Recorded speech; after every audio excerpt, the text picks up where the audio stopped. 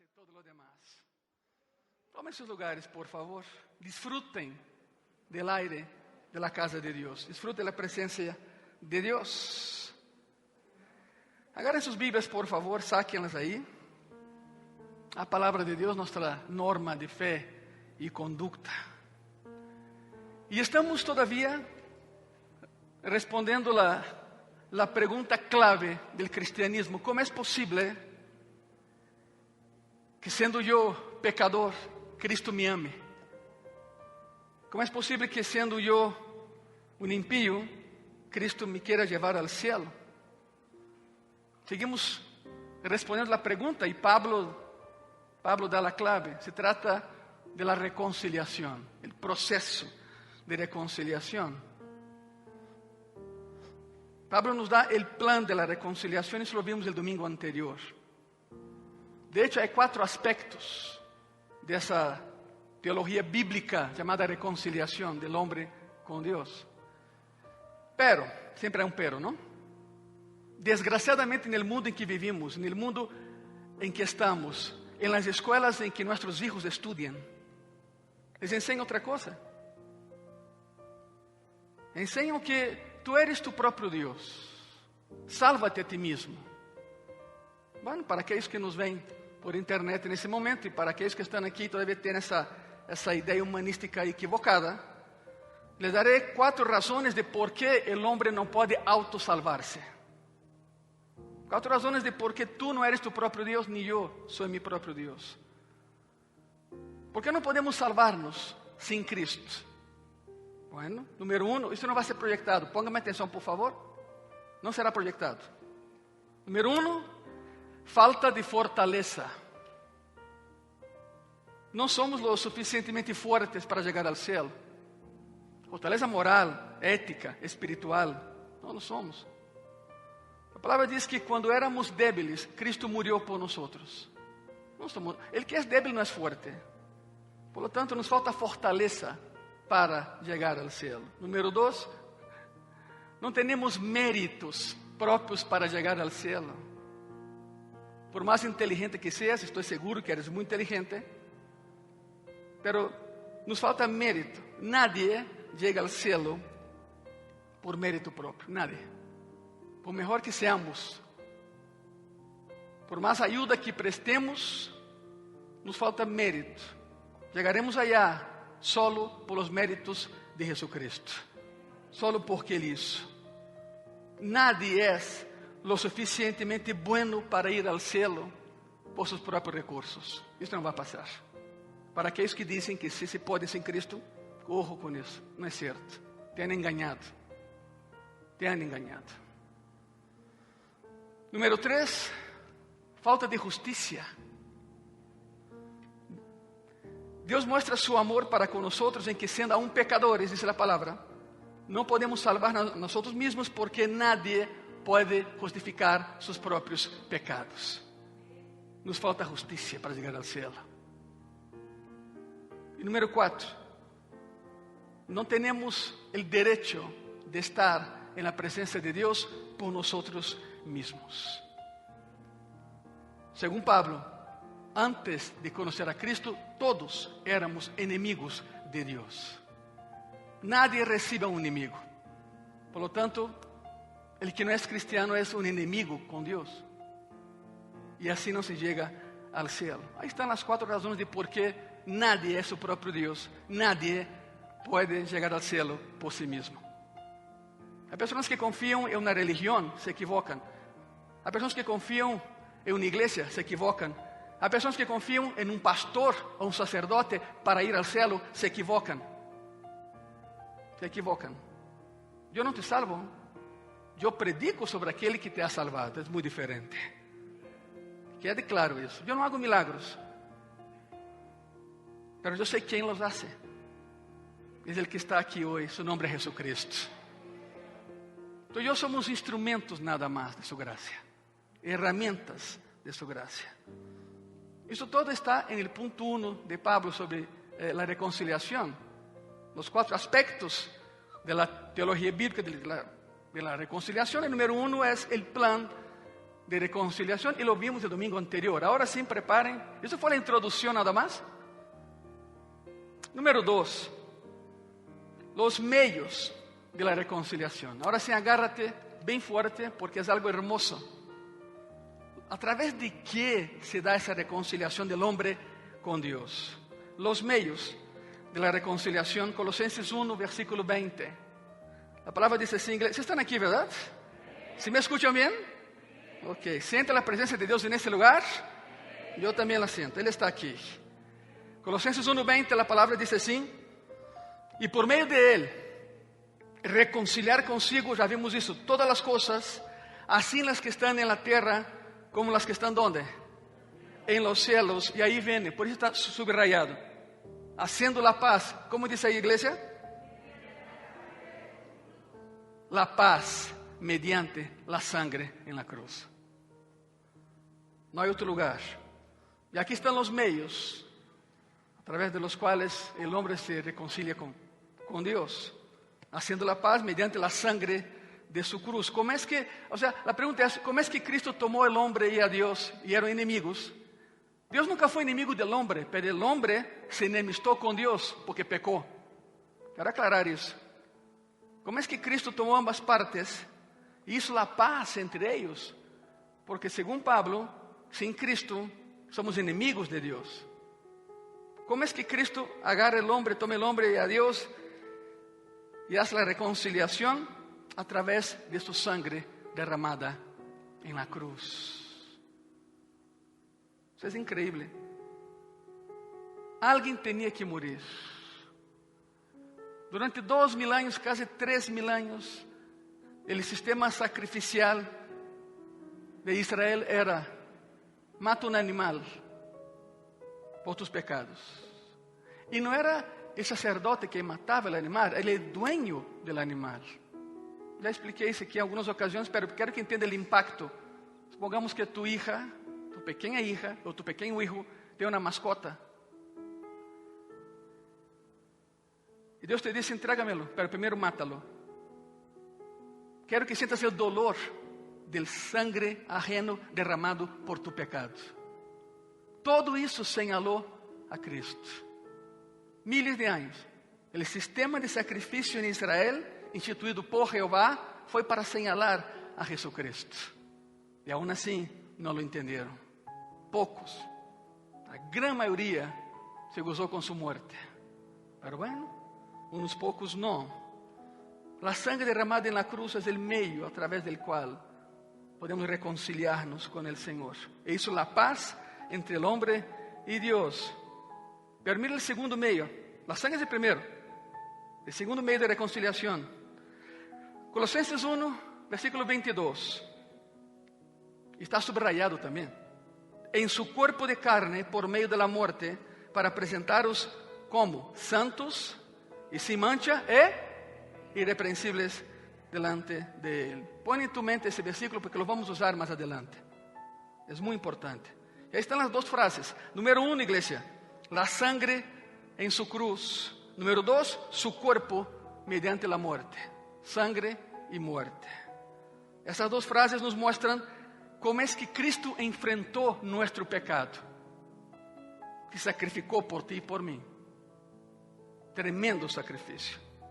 Sangre y muerte. Porque no todos los que sangran mueren, pero Cristo se murió y resucitó. La sangre es metáfora para sacrificio. Donde hay sacrificio hay sangre. La sangre es el símbolo del sacrificio definitivo de Cristo. Y la razón por la que la Biblia habla acerca de la sangre de Cristo es porque eso conecta la muerte de Cristo con el sistema de sacrificios durante todo el Antiguo Testamento. Y la palabra dice: Él es el sacrificio final, el sacrificio definitivo. Te voy a dar un dato histórico, ¿ok? En el año 70 de nuestra era, el templo fue destruido. El templo de Jerusalén, donde se hacían los sacrificios. Cristo nunca lo vio completo. Lo terminaron de construir en el año 68. Quedó 2 años construido. En el año 70 destrucción completa y total. Pero a partir del año 31 ya no se hacía sacrificios en el templo. Cristo fue de verdad el último sacrificio, el definitivo. Históricamente está comprobado. ¿Por qué lo hicieron? ¿Por qué fue así? Bueno, porque acuérdate, cuando Él entregó su vida allá en la cruz, el velo se abre. Allá abajo, en el templo de Jerusalén. Conocen la historia, han estado conmigo mucho tiempo. Pascua. Cuando Cristo entrega su vida en la cruz por nosotros, el velo, que medía 18 por 9 y por 4,5 de ancho, era un muro, se rompe de allá para acá, para que nadie dijera, no, alguien colocó bueyes de ese lado y jalaron. No, se cortó de arriba hacia abajo. Es la mano de Dios entrando y cortando el velo y abriendo. Y entonces se hace el escándalo, porque el arca ya no estaba ahí. Sí, el arca. Indiana Jones y todo lo demás, sí, el arca, esa arca. El arca de la alianza. La última referencia que tenemos del arca fue en el año 630 bajo el reinado de Manasés. Después de eso, el arca ya no existe. Pastor, entonces, ¿sobre qué aventaban la sangre? Había una piedra, había una roca. Y era el secreto mejor guardado del sacerdocio en Israel. Nadie la veía, solo el sumo sacerdote entraba, acuérdate. Un día al año, 30 de octubre, Yom Kippur, Día del Perdón.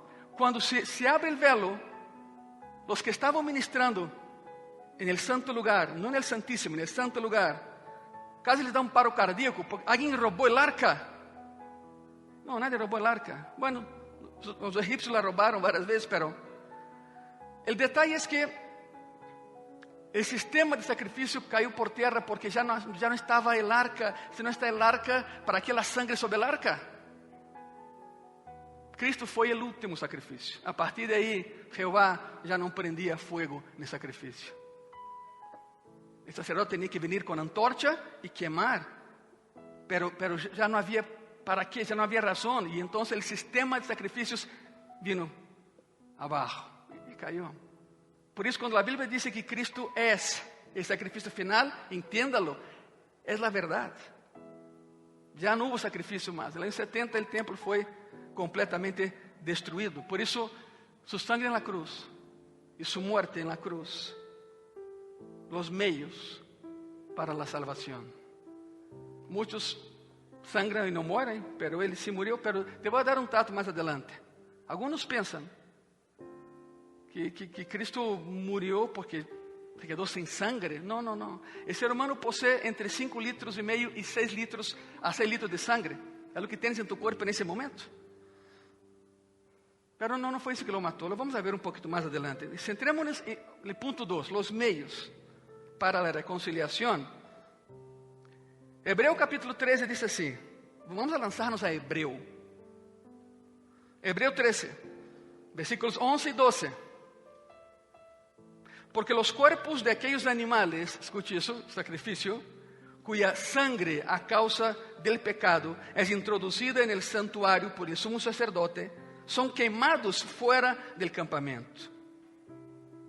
Por lo cual, también Jesús, para santificar al pueblo mediante su propia sangre, padeció fuera de la puerta. ¿Dónde estaba el Calvario? Fuera de la puerta de Jerusalén. Hasta eso, en los mínimos detalles. Por esa razón, en el día en que fue crucificado, algunos judíos se dieron cuenta de algo. Es ahí el sacrificio verdadero, el Cordero de Dios, que de verdad quita el pecado del mundo. ¿Cuántos dicen amén a eso?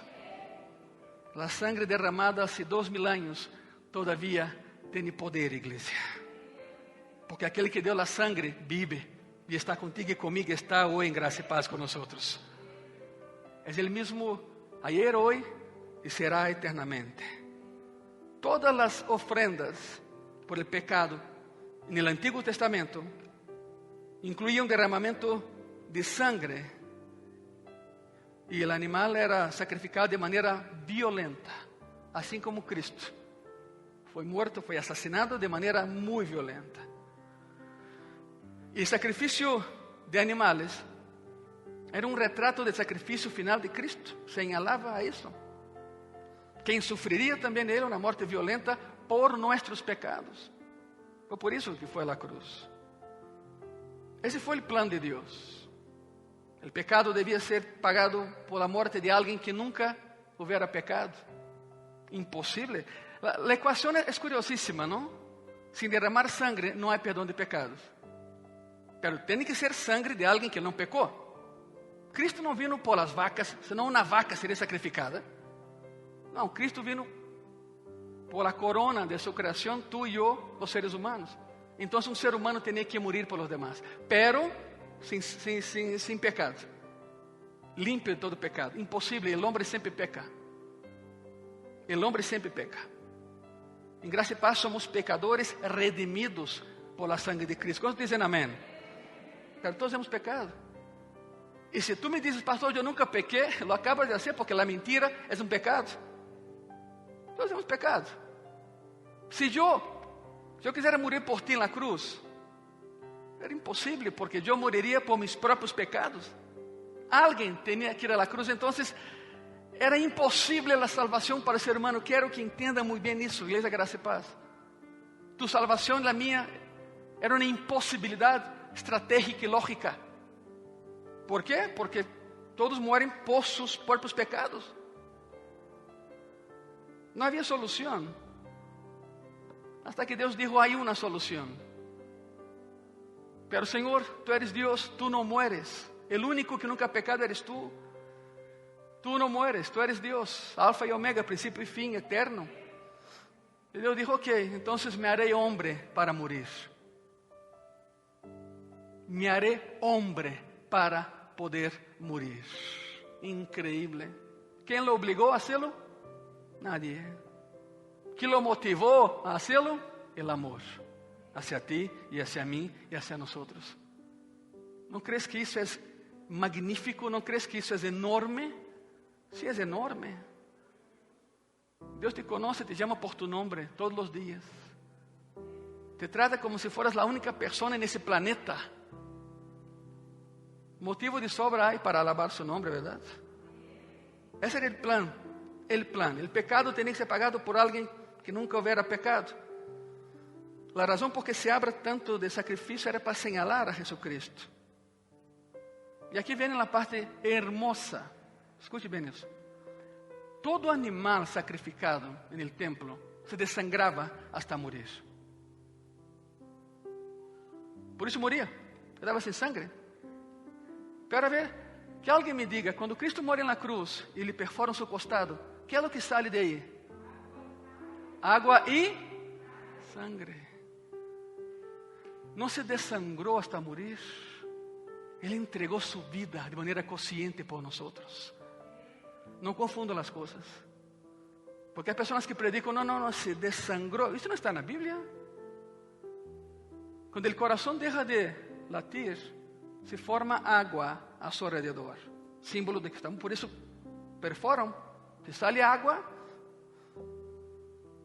el corazón ya no funciona. Si no funciona, está muerto. Pero lo que sorprendió a todos es que salió mucha sangre. No se desangró hasta morir. Él decidió cuándo morir, de qué manera morir y por quién iba a morir. Fue su decisión. Todo. Cuando Cristo entrega su vida en la cruz, era la hora de sacrificio más abajo en el templo de Jerusalén. Y los que estaban ahí hicieron la conexión. Algunos, no todos. Quiero que lo entiendas muy bien. Él murió porque se entregó a la muerte, no porque se desangró, como los animales que se desangraban en el Antiguo Testamento. Él murió como cumplimiento del sacrificio del Antiguo Testamento. Y esa es la razón de por qué, al menos en Gracia y Paz, hablamos tanto de la sangre de Cristo. Nuestra salvación, tu salvación y la mía, es posible únicamente mediante el sacrificio de Jesucristo en la cruz. ¿Cuántos dicen amén? Es esto. El plan de la reconciliación, los medios de la reconciliación, la sangre derramada en la cruz y su muerte en la cruz. Número 3, el objetivo de la reconciliación. ¿Por qué nos reconcilió? ¿Por qué? Ok, Colosenses 1:22, una vez más. Y de esta vez tengo ahí algunas palabras o términos subrayados. Eso es importante. ¿Por qué nos reconcilió con Él mismo? Colosenses 1:22. En su cuerpo de carne, por medio de la muerte, para presentaros como. Y sin Él. Ahora, isso que te vou dizer é fabuloso. Escute bem isso. Emocionate comigo, por favor. De veras, é emocionante. Todo o que aprendemos em um solo versículo. Para apresentar os santos e sem mancha e irrepreensíveis delante de quem? Isso é posicional. Um dia tu estarás delante de Deus. Um dia mirarás a Cristo cara a cara. ¿Te puedes imaginar isso? De veras, es para que el cerebro haga así, puff. Un día tú lo vas a mirar como Él te mira hoy, cara a cara. No sabemos de qué color son los ojos de Cristo, no sabemos. Pero no espere ojos azules.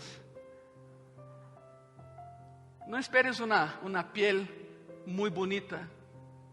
No esperes un pelo güero. Eso no va a suceder. Habiendo nacido donde nació, en medio de un pueblo que pasó gran parte de su existencia en el desierto, la melanina empieza a actuar sobre la piel. Entonces Cristo no es ni alto, ni güero, ni rubio, ni babá, ni de ojos azules, no.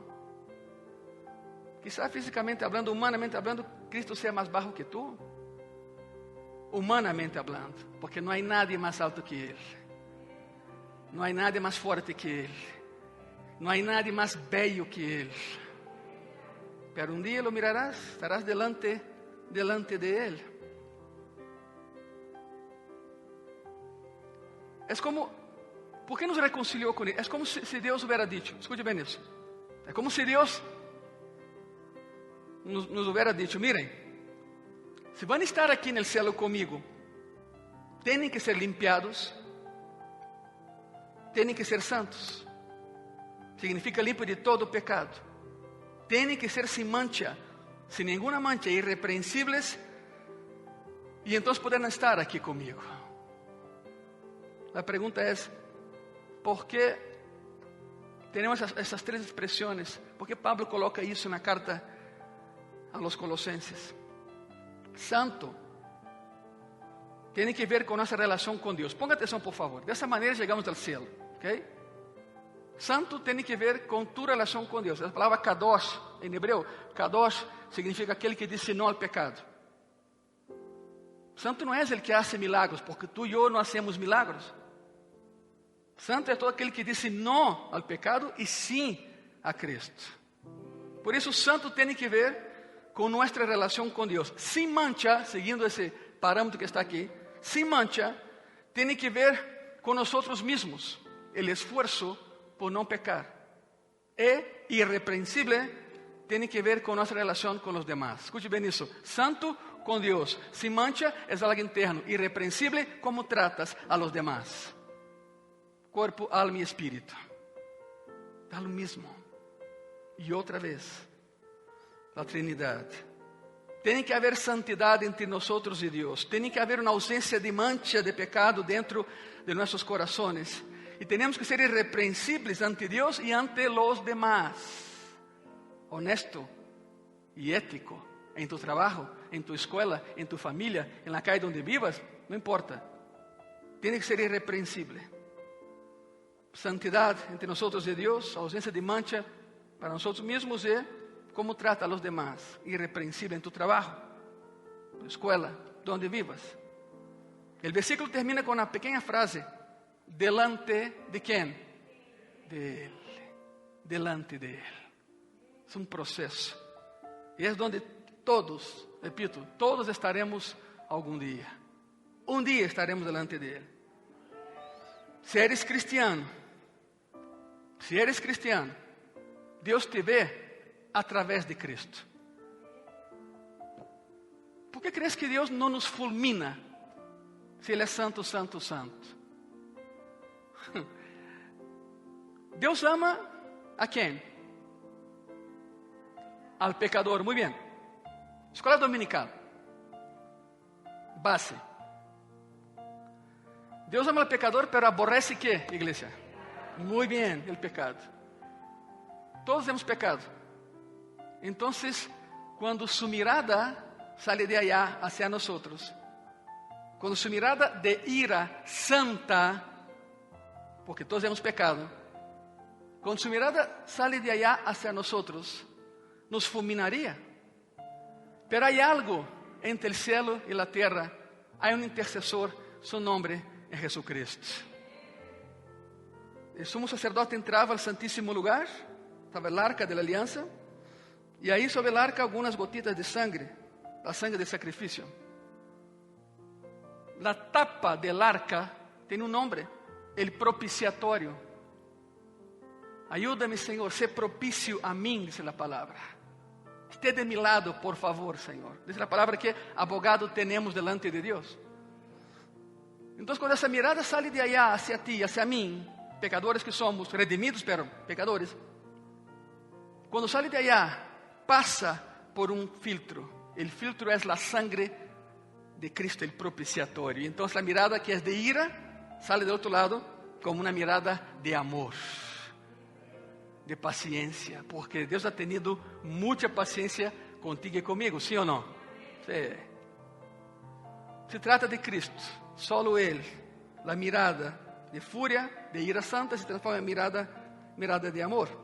Por eso, si eres cristiano, Deus te ve a través de Cristo. Y entonces, a sus ojos, a los ojos de Cristo, eres santo, sin mancha e irreprensible. Y así llegaremos delante de Él. ¿Se dan cuenta todo lo que hace Cristo por nosotros? Todo lo que hace Jesús por ti y por mí. Romanos 8:1 dice así.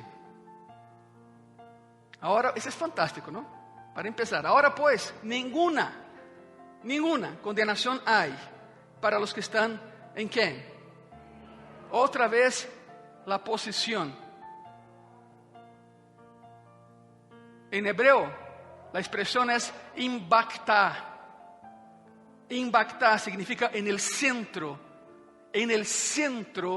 de la palma de las manos de Jehová. O sea, está la mano, está la palma, pero impactar, y es que estamos viendo en Romanos, está en griego, pero la idea es en hebreo. Está la mano, está tu mano completa, está la palma de tu mano, y dice la palabra que tú y yo estamos en impactar en el centro de la palma de las manos de Jehová, y nadie nos podrá sacar de ahí. Nos cuida y nos protege. Otra vez Romanos 8:1. Ahora pues ninguna condenación hay para los que están en Cristo Jesús, los que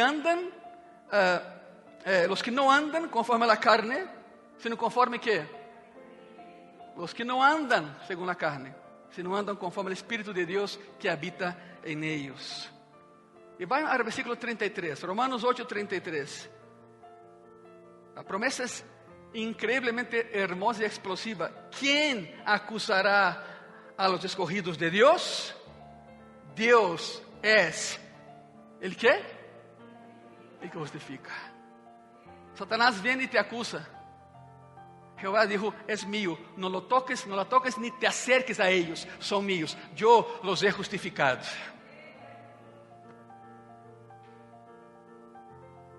Hablamos de justicia y pensamos en una corte. La pregunta es, ¿hay alguna corte más elevada en el universo que la de Dios? No. Es la suprema de las supremas de la suprema corte. Eso es posicional una vez más. Estamos en Él y Él está en nosotros. Y algún día disfrutaremos en la práctica lo que hoy tenemos en posesión, estar delante de Cristo. Pues prepárate, porque un día tus ojos mirarán los ojos de Cristo. Y toda tu vida pasará por ti. Algunos dicen, no, pues en la muerte, no, eso va a ser allá, cuando llegues allá. todas las tonterías que hayamos cometido, los pecados que hayamos cometido. Sin embargo, Cristo te mira y te dice, ya te perdoné, bienvenido a casa. Será hermoso. Todavía tenemos que batallar estando aquí. Es parte de la vida, se llama vida. Pero un día estaremos cara a cara con Él. Por eso, Él nos redime. Por eso en este proceso de reconciliación tenemos que ser santos, sin mancha e irreprensibles para estar delante de aquel que todo lo es. El plan de la reconciliación, los medios de la reconciliación, el objetivo de la reconciliación, ya vimos por qué. Número 4, la evidencia de la reconciliación. Pastor, ¿cómo sé que de verdad estoy reconciliado con Dios? ¿No? ¿Cómo sé? Bueno, te daré la clave de cómo puedes saber. Colossenses 1:23. A palavra diz assim, igreja: se em verdade permaneceis, está subrayado aí, se em verdade permaneceis fundados e firmes em la fé, e sin moveros de la esperanza del evangelio que habéis oído, el cual se predica en toda la creación que está debajo del cielo, del cual yo, Pablo, fui hecho ministro. Ok, ¿quiénes son los reconciliados?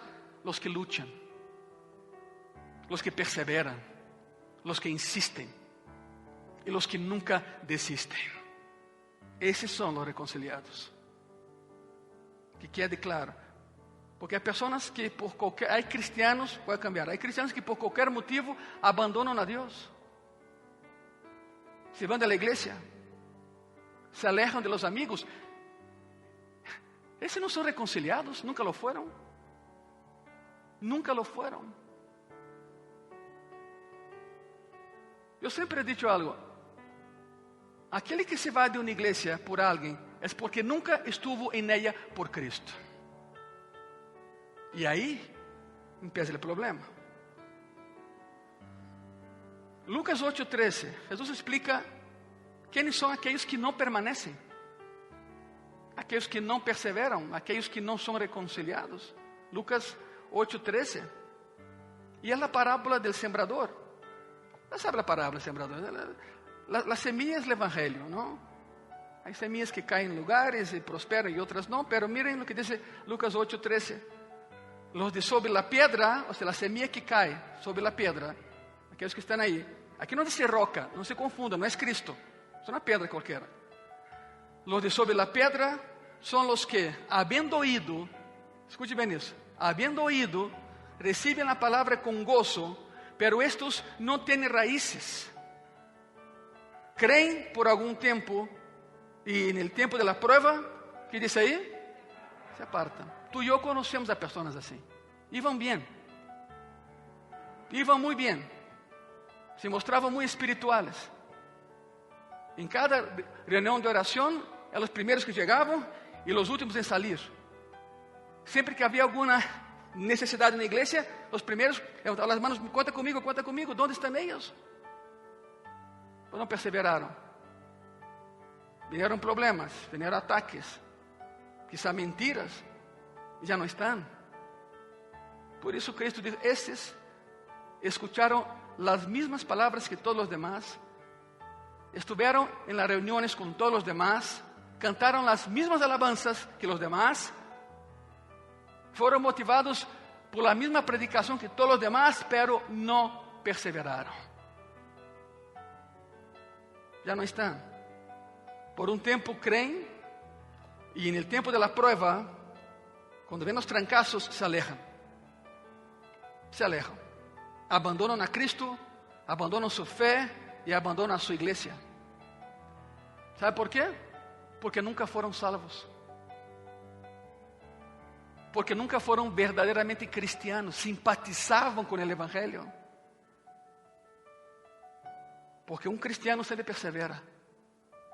Porque ha aprendido del maestro y el maestro es Jesucristo. Él perseveró. Nunca fueron salvos. Los verdaderos cristianos perseveran, luchan, insisten y persisten. Y vencen.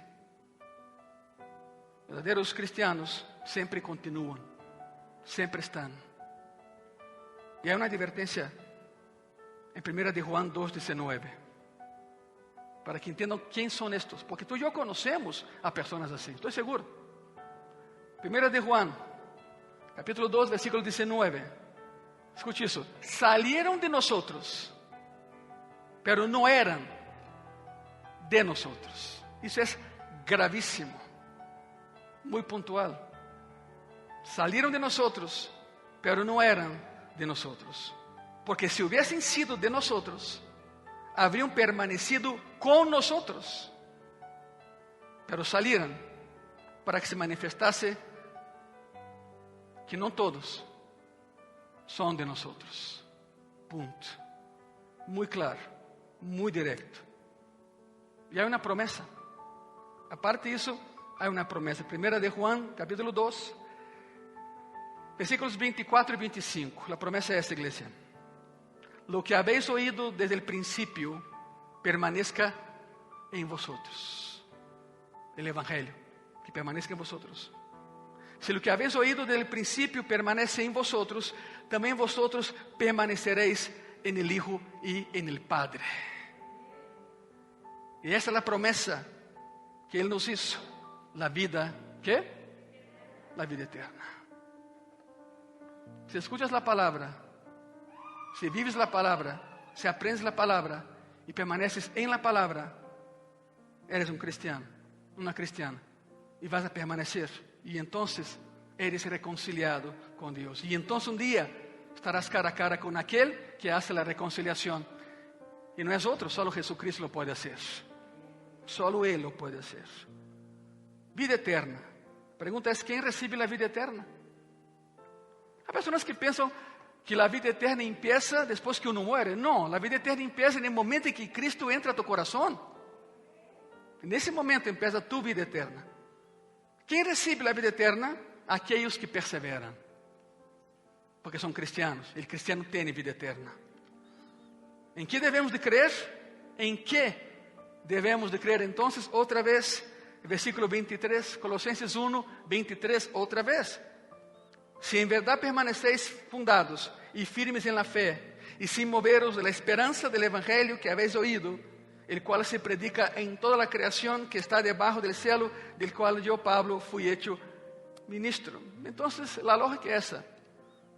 El Evangelio que han oído, gracia y paz. El Evangelio que han oído, el Evangelio que les ha sido predicado en este lugar.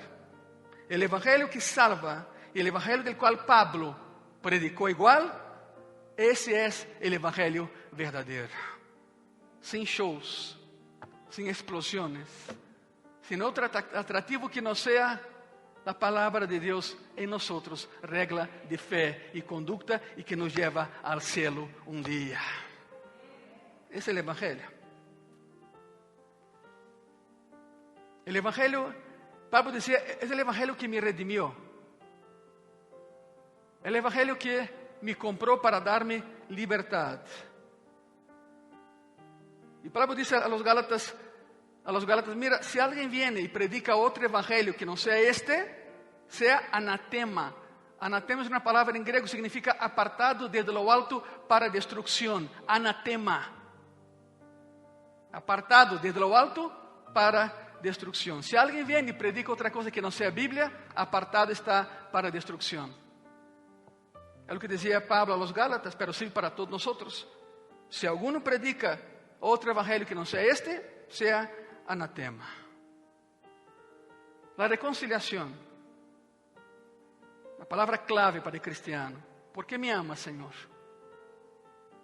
Porque siendo yo pecador, todavía me quieres llevar al cielo, porque nos ha redimido, nos ha reconciliado con Él.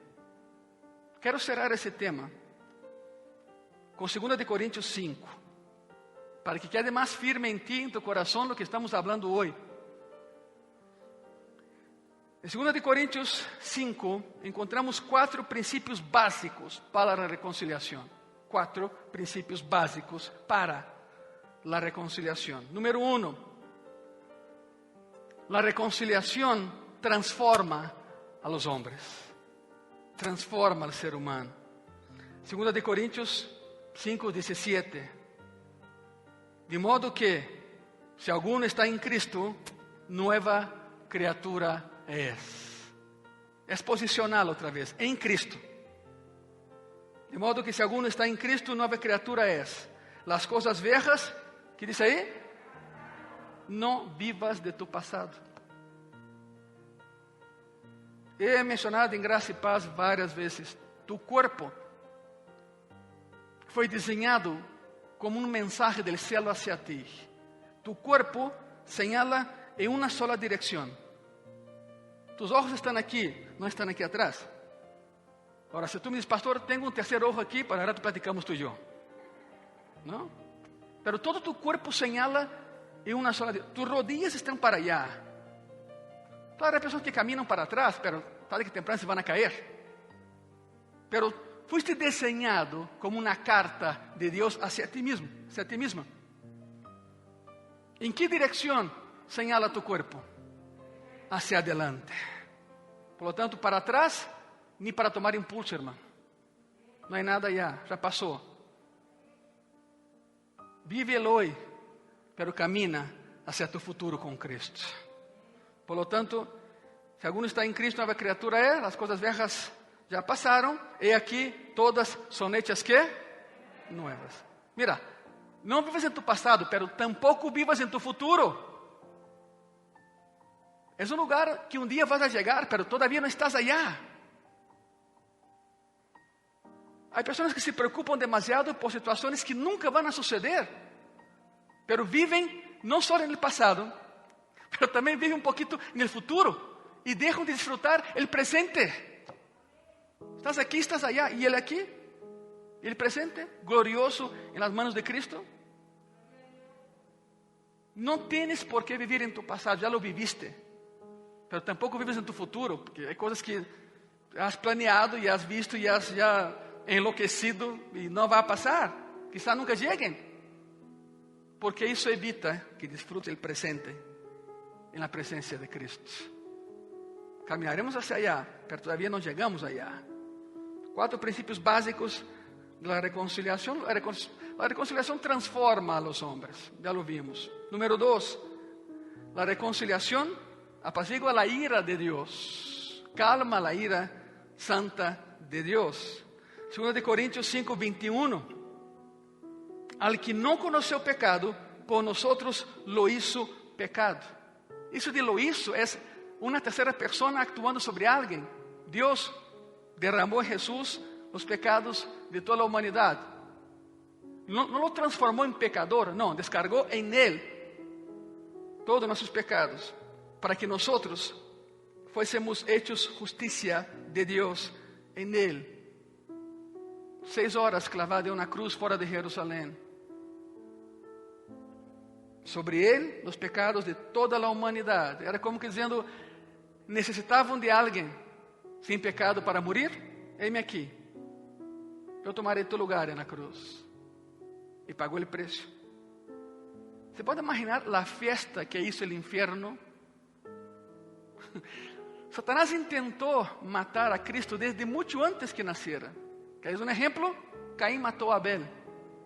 Em Gênesis. Satanás sabia que de Abel sairia a linha salvítica. E Satanás dijo, Él lo va a hacer, pero quiero impedir desde ahora que Él nazca.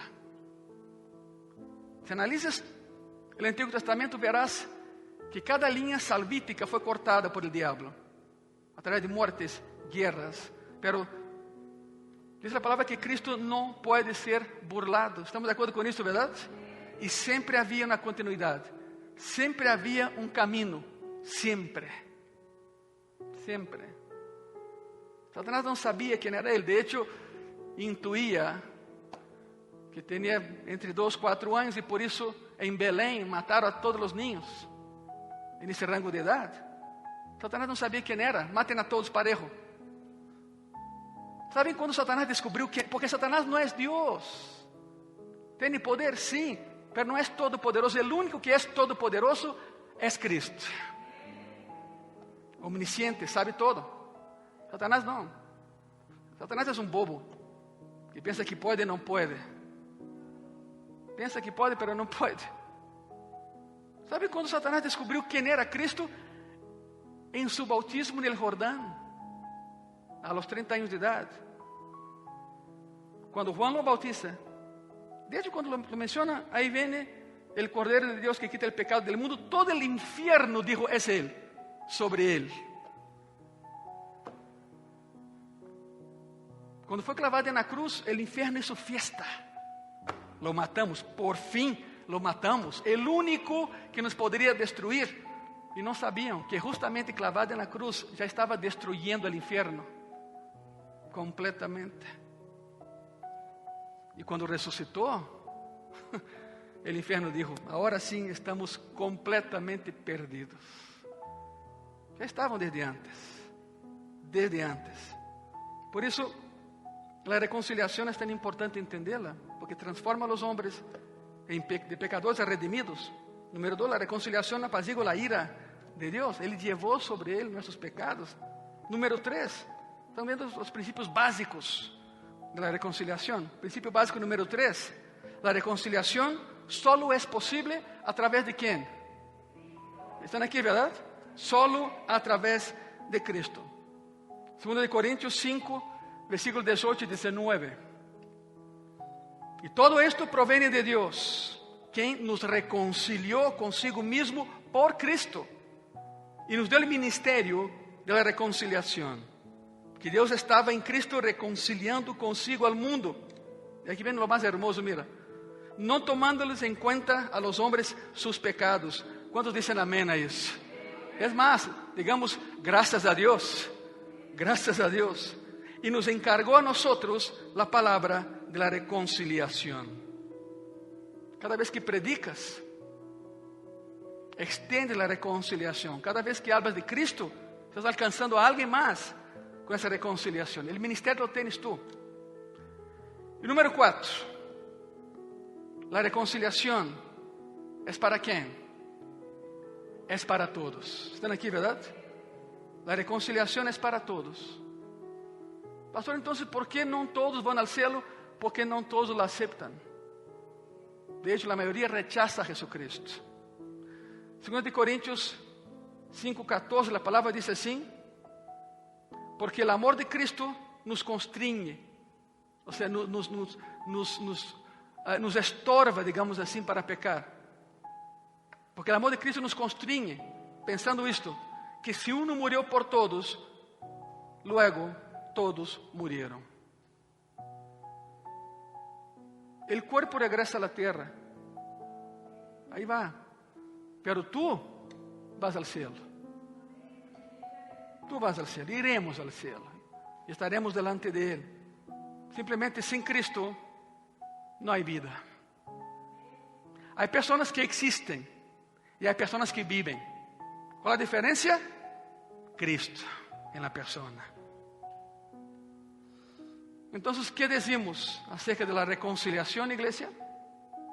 Transforma a los hombres, satisface a Dios, viene a través de Cristo y es para todos, pero no todos lo aceptan. La persona que cree que no necesita de Cristo son los que más lo necesitan. Hay que ir por ellos, hay que alcanzarlos. Y hay algo más.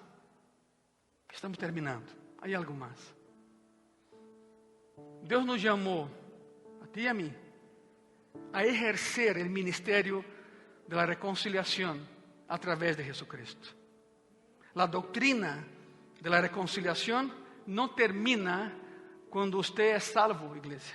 Simplemente se convierte en algo que debes entregar a alguien más.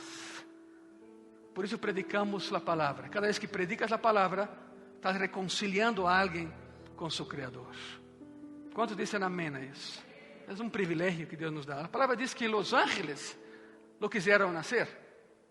Los ángeles quisieron predicar la palabra, pero a ellos les fue negado. Y a nosotros fue dado el regalo, el privilegio de ser portadores de la palabra de reconciliación. Pero si tú te callas, si no abres tu boca, si no predicas la palabra, estás condenando a muchas personas que nunca estarán en el cielo. Ponte a pensar en eso, por favor. Un día estarás cara a cara con Cristo. ¿Qué le dirás? Oye, ¿hablaste de mí? Sí, Señor. Yo no lo vi. Y yo estuve todo el tiempo contigo. En tus 70, 80, 90 años de vida que yo te permití, yo estuve contigo todos los días, a cada minuto del día. Y cada vez que te colocaba alguien enfrente, te callabas. Pero llegaste al cielo. Bienvenido al cielo. Esta no es la plática que yo quisiera escuchar allá. Por lo tanto, prediquemos la palabra. Estamos para reactivar los ministerios de gracia y paz. Estamos para reactivar. Y grupos pequeños é um ministério muito importante em Graça e Paz. Todos são importantes. Pero o grupo pequeno é a extensão da igreja a los hogares. É a predicação que se predica domingo, tu la das em tu casa, a tus familiares, amigos e vecinos, através do formato de estudo bíblico que também te vamos a dar. Tu não gastas com nada, todo é grátis. Simplesmente abre tu casa para exercer tu ministério de reconciliação, para que um dia pode estar delante de Cristo e digas, sí, Senhor, eu prediquei tu palavra. Te quero ajudar em isto. Muito pronto vamos arrancar os ministérios outra vez. Esteja preparado, porque sim, não te vou exigir, não pode exigir nada, verdade? Pero sim motivar-te, exortar-te a que abras tu casa para um grupo pequeno de graça e paz.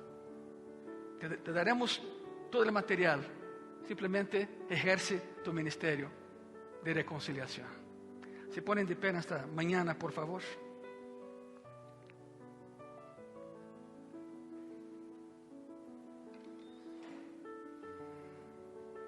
Há pessoas que não se podem hincar, eu entendo, pero os que podem hincar, usa tu silla como altar, por favor, uma vez mais. Hasta que podamos passar aqui adelante, todavia não podemos. Seria aglomeração, verdade? Estamos cuidando a todos.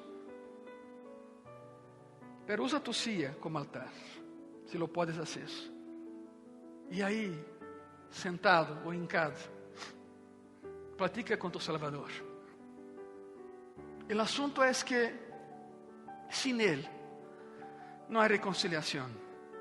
Sem reconciliação, nadie chega ao céu. Por isso nos enfocamos 2 domingos em falar sobre isso. É importantíssimo que o cristiano entenda que foi o que passou na cruz durante 6 horas. Escrevi uma pequena oração e quero ler-te-las nessa tarde já. Padre, graças por reconciliar-nos contigo mesmo. Senhor Jesus, neste momento oro por alguém que esteja neste lugar, nesse auditório, ou alguém que nos esteja vendo por internet. Alguém que não esteja reconciliado contigo, ou alguém que se está alejando de ti. Oro por essa pessoa nesse momento, Senhor. Não se lo permitas. Não permitas que se alejem de ti, Senhor. Oro para que tu Espírito Santo extenda su amor hacia essa pessoa. Que lhe toque, que lo trastoque. Oro para que de alguma maneira comecem a experimentar convicção. Que possam começar a entender o que é enfrentar o pecado. Que abram seus corações ao único que pode transformá-los. Ao único que los hará justos, sem mancha, sem arruga, irrepreensíveis. Padre, oro também por aqueles de nós que somos cristianos, para que exerçamos o ministério encomendado a nós, o ministério de la reconciliação, que salgamos ao mundo para levar o mensaje de reconciliação a aqueles que tanto necessitam oírlo, Senhor. Padre, ajuda-nos a ser fieles, a perseverar, a continuar, mientras veamos que nosso mundo quizá se derrumba todos os dias, pero que podamos permanecer fieles a Ti. Oramos todo isso em nome de Jesus. Amém. Amém. Se ponem de pé, por favor.